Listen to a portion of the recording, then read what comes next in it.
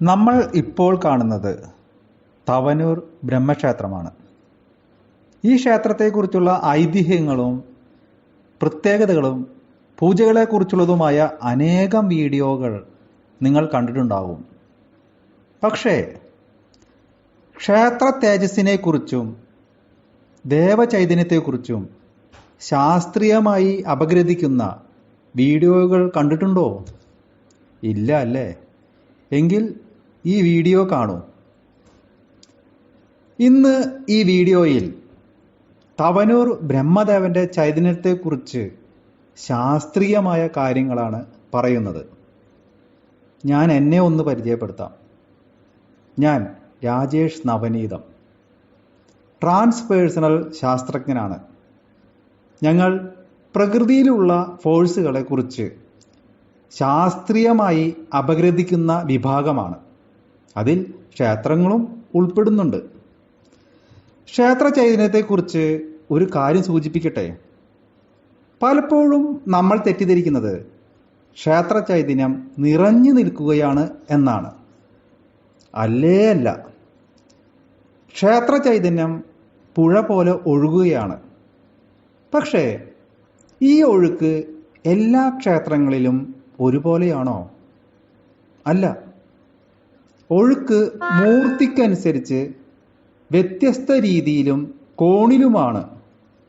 ഇത് ഭക്തരും പൂജാരിമാരും അറിഞ്ഞിരിക്കേണ്ട വസ്തുതയാണ്.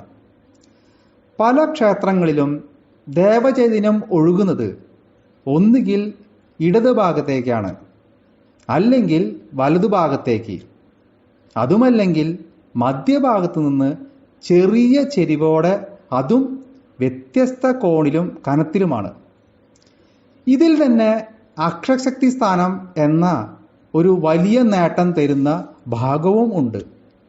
ഉദാഹരണത്തിന് ഗുരുവായൂർ അമ്പലത്തിൽ ദേവചൈതന്യം ഒഴുകുന്നത് ഇടതുവശം ചേർന്നാണ്.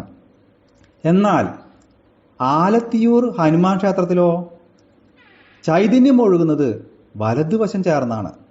അതായത് ക്ഷേത്ര ദർശനം നടത്തുന്നവർ ഇതറിഞ്ഞ് പ്രാർത്ഥിച്ചാൽ മാത്രമേ പൂർണ്ണ ഫലം ലഭിക്കൂ. അപ്പോൾ ചതുർമുഖ ബ്രഹ്മപ്രതിഷ്ഠയുള്ള ഈ ക്ഷേത്രത്തിലോ? വളരെ അത്ഭുതകരമായ കാര്യം, ഇവിടെ ദേവചൈതന്യം 270 ഡിഗ്രിയിൽ സ്പന്ദനം പോലെ പ്രവർത്തിക്കുന്നു എന്നതാണ്. അതായത് ആദ്യം വലതു ഭാഗത്തേക്ക് ഒഴുകുന്നു, പിന്നീട് മധ്യഭാഗത്തേക്ക് വരുന്നു, പിന്നീട് ഇടതുഭാഗത്തേക്കും വരുന്നു. ഇത്തരത്തിൽ ദേവചൈതന്യം ഒഴുകുന്നത് ഏറ്റവും അപൂർവമായ കാര്യമാണ്. വലതുഭാഗം സ്പന്ദിക്കുമ്പോൾ മാത്രം ഈ ചൈതന്യം നാവാമുകുന്ദ ചൈതന്യവുമായും ചെറുതിരുനാവായ ശിവചൈതന്യവുമായും ഭാരതപ്പുഴയുടെ ഒരു ഭാഗത്ത് വന്ന് കൂടിച്ചേരുന്നുണ്ട്. ത്രിമൂർത്തി സംഗമം ബ്രഹ്മക്ഷേത്ര പരിസരത്തെ ഭാരതപ്പുഴ ഭാഗത്തുണ്ട് എന്നത് ഈ ക്ഷേത്രത്തിനെ സംബന്ധിച്ച് ഏറ്റവും വലിയ പ്രത്യേകതയാണ്.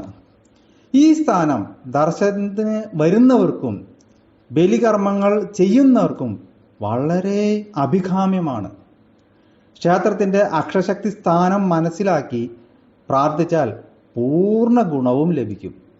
മാത്രവുമല്ല, ക്ഷേത്രത്തിൽ തലവര മാറ്റൽ, ഗ്രഹനില ദോഷം മാറ്റൽ, മറ്റു വഴിപാടുകൾ നടത്തുന്നവർക്ക് അക്ഷശക്തി സ്ഥാനവും ചൈതന്യവും കൂടി മനസ്സിലാക്കി പ്രാർത്ഥിക്കുക കൂടി ചെയ്താൽ ശ്രേഷ്ഠമായി തീരും. താങ്കൾക്ക് പൂർണ്ണ ക്ഷേത്ര ദർശന ഫലം ലഭിക്കാനും കൂടുതൽ വിവരങ്ങൾ മനസ്സിലാക്കാനും ഞങ്ങളെ ബന്ധപ്പെടുക.